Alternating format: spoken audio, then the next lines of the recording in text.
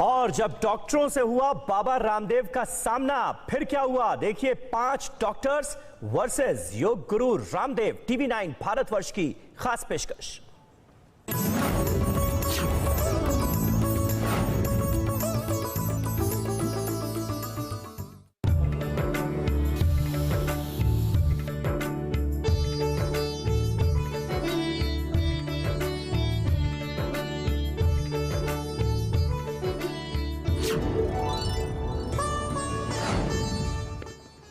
विवाद खत्म, योग शुरू। स्वामी रामदेव के साथ, डॉक्टर्स के साथ योग गुरु।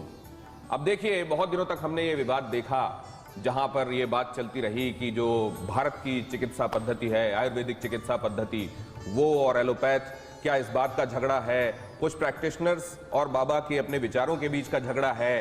क्या झगड़ा है? वो झगड़ा आइए अब बीती बात करें।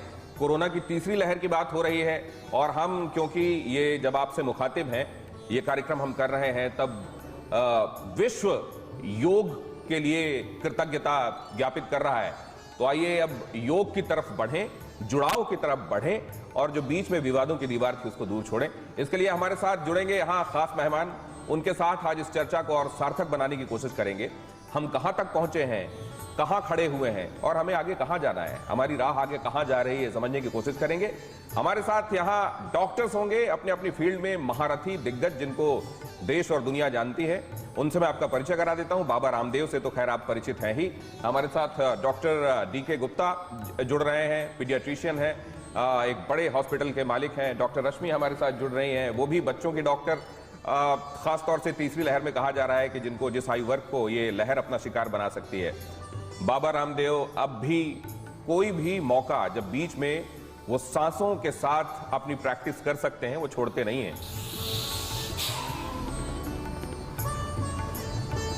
डॉक्टर चिन्मय हमारे साथ हैं, फिजिशियन हैं और मेडिसिन के एक्सपर्ट्स आपको बताएंगे कि वो क्या सोच समझ रखते हैं। खास है, शास्त्रों ने बताया, बाबा बता रहे हैं, इस तरह के कई महापुरुष हैं जिन्होंने बताया। उसके बाद और कुछ रह जाता है अभी डॉक्यूमेंट करने के लिए? नहीं, अभी तक जितनी स्टडी हुई, जैसे बाबा जी भी कह रहे हैं, वो सब सपोर्टिव रोल होता है। जितनी हम लोग लाइफस्टाइल डिजीज कहते हैं, उसमें योगा है, आयुर्वेदा है, ये सपोर्टिव ट्रीटमेंट देते हैं, हमारी इम्यूनिटी को बूस्टअप करते हैं, हमारे जॉइंट्स को इंप्रूव करते हैं। बट क्यूरेटिव रोल के लिए और इमरजेंसी ट्रीटमेंट के लिए कहीं ना कहीं एलोपैथ से अच्छा भी इस समय कुछ भी नहीं है। और हमें लगता है आयुर्वेद में, मैं खुद आयुर्वेद से बिलोंग करता हूँ, आयुर्वेद में रिसर्च होनी चाहिए, बहुत सारा रिसर्च चाहिए जिसमें हम इमरजेंसी ट्रीटमेंट कैसे करें। हम लोग क्यूरेटिव, कैंसर क्यूरेटिव, अभी भी आयुर्वेद पे हमें भरोसा नहीं है बिल्कुल कि क्यूरेटिव ट्रीटमेंट कैंसर से हो सकता है। हाँ, डेफिनेटली प्रिवेंशन जरूर कर सकते हैं हम कैंसर। कोई बात रहती है क्या जहन में जो बाबा से आपको कहनी है? कोई सवाल, कोई शिकवा, कोई गिला, जल्दी से, क्योंकि मेरे पास 4 मिनट है बिल्कुल लिए। तो मैं बाबा जी से रिक्वेस्ट करूंगा कि हमें मरीज हित को ध्यान में रखते हुए, जो मरीज है उसका सर्वोपरि हित है कि उसको ठीक करना है। उसके लिए चाहे आयुर्वेदा यूज करें, चाहे एलोपैथी करें, वो भी तो यही कह रहे हैं, बिल्कुल। किसी पे ब्लेम गेम नहीं करें, किसी को हैरेसमेंट नहीं करना, किसी को नीचा नहीं दिखाना, हमें दिखाना हम सब बराबर हैं। सबसे पहले जाकर के IMA का जो हेड ऑफिस है ना, जी दिल्ली में, जी, वहां से को बोर्ड हटाना कि हम इंटीग्रेटेड पैथी नहीं चाहते, ये मिक्सोपैथी नहीं चाहते, ये वहां से बोर्ड हटवा दें।